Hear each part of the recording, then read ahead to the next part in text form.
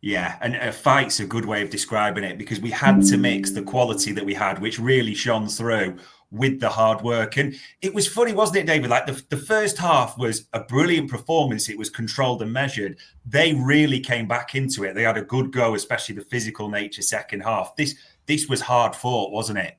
Yeah, really tricky game. Exactly what we kind of said, when we were talking about it beforehand, that we do know how tough this is going to be because Bournemouth are an excellent side. The underlying numbers suggest they should possibly be even higher up the table than they are.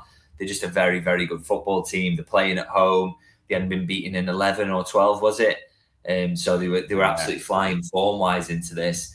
And so you knew they were going to make it difficult. And I have to say, you mentioned the first half there. I was blown away by Liverpool in the first half because, for all those reasons, kind of thought coming into this it would be a really, really tricky game. And Liverpool have at times this season started slowly in matches. And I thought if you do that, you give Bournemouth something that could make it even trickier. But I thought there was absolutely no signs of that. I mean, to give 0.18 expected goals up to Bournemouth in that first half is ridiculous. They are such a good attacking side. That is an unbelievable performance to do that away from home.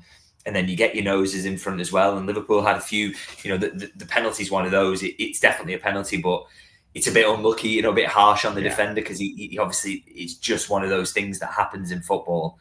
He is a bit unlucky in that moment, but still, you get that moment, you take it, you get your noses in front, you completely manage the first half in terms of giving absolutely nothing up and creating chances of their own. So really good in that. And, your only concern at halftime was these are going to come on strong because they generally do. But then what we saw after that was kind of, okay, well, we're maybe not going to control and be able to dominate this first half as much as the second. Second as much as the first. But we're gonna dig in. We're gonna battle. We're gonna make sure we, if someone's gonna get a shot away, we make it hard for them to get a good shot. We're gonna kind of try and limit them as much as we can and keep creating chances of our own. And I thought it was Liverpool were pretty dominant in the first half, and then second half Bournemouth had a lot of momentum in that game, but in the end it kind of finishes up quite even really the second half. So to do that away from home to Bournemouth, for me, that's how you come away with a deserved win. And yes, maybe it could have been 2-1 or whatever, but in the end, I don't think anybody thinks a 2-0 is a travesty, and it's definitely no doubt in my mind that Liverpool deserved to win it. And I loved how they showed both sides of themselves really in doing that. It's just a really, really good football team, this. Yeah, it did feel like a game with just those moments when the quality of certain players told more than anything. And a comment there from Christophe Dugarry. I don't know if it's the former French World Cup winner who's watching, but it was a great result. Bournemouth there. Audience. We're talking about moments. We're talking about players. There's only one man we can really talk about here. I mean, the first is a brilliant penalty. The second is just outrageous, and literally it's fair to say Mo Salah's the difference maker there, isn't he? Yeah, this is it. This is the difference between a Bournemouth and maybe a Liverpool, and the reason why Bournemouth haven't quite got the position in the league that their underlying numbers justify, because they don't have the strikers who are in those moments as deadly, as clinical. And we saw it in a couple of moments in this game, albeit like I say, I'm quite keen to kind of knock down the idea that Bournemouth, the only difference in this match was finishing. I do think Liverpool were generally better in the game. If you watch Match of the Day highlights package, it looks like Bournemouth absolutely battered Liverpool. I don't think it just came down to Salah, but it is so helpful having someone this good in your team as well. And his ability to deliver in big moments, putting that penalty away. Penalties are not worth as much as a goal, I suppose, in terms of being able to create it yourself or whatever. But you have to put them away. And he could have thought in his head, couldn't he? I've missed a couple of penalties against Bournemouth. Has won a couple of seasons ago in a game Liverpool lost, but no chance of that. Absolutely hammers it home. And then the second one is just all quality, isn't it? And the touch, the ability to buy himself a yard, and it's literally perfect in off the post, leaving the keeper with no chance. He's world class, isn't he? And I think we talk about him every week in terms of the records he's breaking and all the things he's doing, but his ability to deliver in big moments and big games that kind of sets him aside for me. And I just think if he carries on like this, I mean, even if he has a slight dip from this out of this world form he's been in, I still think he's got to be favoured for the Ballon d'Or if Liverpool go on and lift one of the big 2 trophies, because who is touching these levels at the moment? I can't think of anybody else. No, it is just special what we're seeing at the moment. Bring up that photo there, because audio listeners, it's the all-time Premier League rankings. I mean, Andy Cole on 187 goals, Sergio Aguero 184, Salah 178. So he moves ahead of Lampard on 177 and Henry on 175. I know people will say Lampard there is an attacking midfielder, but let's be honest, David, he just had the role of just go into the box for Chelsea. The rest are strikers. Does that show when you just look at that table? He could generally end the season in like 4th place. We are talking like an all-time legend here, aren't we? Yeah, absolutely. I mean, you're starting to get to the point where you're saying, where does he rank in terms of all-time Premier League players? Because you bundle in all the assists he gets as well. He's just the complete package. And genuinely, I think, if he gets a couple more seasons, where are you looking at? Where is he ending up on that list? And also, as I say, for me, it's always been kind of outright that Thierry Henry is the best Premier League player of all time because of that combination of assists and goals that he got. I mean, genuinely, where will Salah rank if he continues this over another couple of seasons and he maybe gets another couple of Premier League trophies under his belt? The only thing you could hold against him at the moment, really, is he hasn't won the Premier League enough, which, again, is not his fault being in this era with City. But, I just think it's the only thing external observers could maybe say about him. And I think he's going to get another one under his belt now.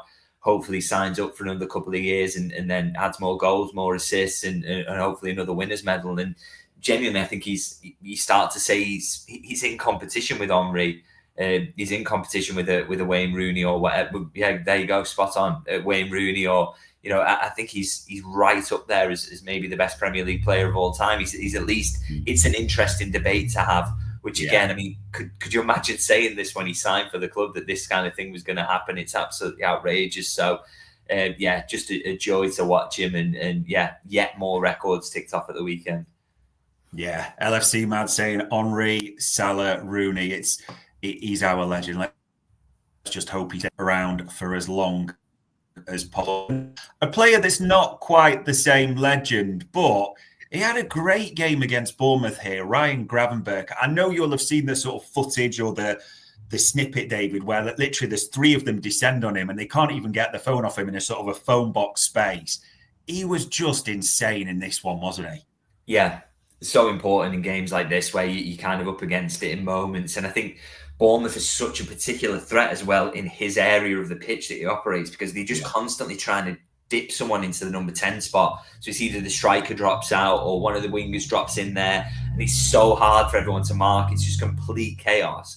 And he just comes out of it with like insane duel winning ratio, tackle winning ratio, all his defensive stats incredible, which you could see in his performance. He just seems to be winning everything. And then his ability to get out those tight spots, get Liverpool out of Bournemouth's press. And once you escape the press, all of a sudden you see, okay, well, there's 3 players descend on him, as you say.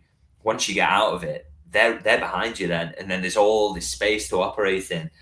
So that was absolutely crucial, really, to keeping Liverpool's threat going. And I put a tweet out saying, you wonder if at the start of the season some of the praise he was getting was a little bit over the top because, oh God, this is a nice surprise. We didn't think this was going to happen. We thought Liverpool would need to sign a 6, but I just think any praise he's getting now is because he's genuinely world class. There's no other way to describe it. He's up there as one of the top holding midfielders in the world at the moment, I would say, because he just has everything: the dribbling, the passing, all the defensive aspects as well. He's phenomenal footballer, and I thought he showed just how special he is in this game, really. And it's I think it's in these crunch moments, these tough games, where you really get tested, that you find out how good a player is. And I don't think you could have any doubt after watching that. He's a world-class footballer. Yeah, another one in that midfield that, like Szoboszlai and McAllister have had this season, just sometimes a rest just sees them almost go again, reinvigorated almost. And he looked reinvigorated in this one. Again, another player who really showed up. And speaking of players that really showed up and players in moments, Alisson. I mean, you're right. The story of the game is we deserve to win. But without Alisson between the sticks, it could have been a different story, couldn't it? Yeah, this is it. You still kind of need your keeper to be there in the key moments, and I think there was a couple of moments in particularly that come to mind with Alisson, the save from Semenyo, and that one late down to his right late in the game is that really is a vital one, because that could have made for a really sticky end to the game and really testing. And it's interesting with Alisson. He's been getting a bit of stick, hadn't he, recently for maybe since he come back into the team not being quite there. And you can get really unlucky, I think, in moments. There was a few of these goals he's conceded recently. They've had little nicks on them, or he's been unsighted. And so I felt a little bit of that was harsh. But probably the criticism comes from the fact that you're so used to him doing these freakish saves from time to time that when he's not doing them, you're like, well, what are you doing there? You usually pull it out of the bag for us here. But I think in the last couple of weeks, he started to step it up again, and we're starting to see it a bit more. And definitely back to his best against Bournemouth. So in a game where Liverpool, like I said, I thought they were the better side, you still need those fine margins to go for you. And the way you do that is from your great players showing how great they are. And a couple of big moments from Alisson, and really, really good to see him back to his best.